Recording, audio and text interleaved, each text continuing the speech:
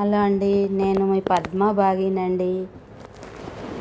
నేను పులిహోర చేయాలనుకుంటున్నానండి ఈరోజు. అందుకని అన్నం అయితే వండానండి. వండేసి పులిహోర పులుసు తయారు చేసుకున్నా కదండి, అది అన్నంకి ఈ విధంగా కలుపుకోవాలండి. పులిహోర పులుసుని అంతా అన్నంకి పట్టేలాగా మంచిగా.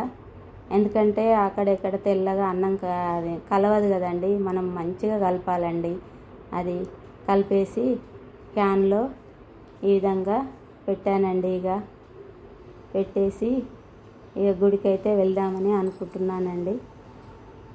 గుడికైతే వెళ్దాం పదండి. గుడికైతే వచ్చానండి. వచ్చేసి దేవుడికి నైవేద్యం పెట్టేసి భక్తులకైతే ఇలా నేను ప్రసాదం అయితే ఇస్తున్నానండి. ఈ విధంగా చాలా సంతోషం అనిపిస్తుందండి నా మొక్కు తీర్చుకున్నందుకు. ఎందుకంటే ఇలా పులిహోర చేసి ప్రసాదం పంచుతుంటే చాలా మంచిగా అనిపిస్తుందండి. భక్తులందరూ వచ్చి ప్రసాదాన్ని తీసుకొని వెళ్తుంటే ఇదేనండి. చాలామంది భక్తులు వచ్చారండి ఈరోజు గుడికి. నా ప్రసాదం నేను వండిందంతా చాలామంది వచ్చారండి. అంతా మంచిగానే అయిపోతుంది ప్రసాదం కూడా. శివాలయం అండి, మా ఊర్లో శివాలయం దగ్గర నేను ఇది ప్రసాదము పంచుతున్నానండి. ఈ విధంగా చాలా మంచిగా అనిపించిందండి.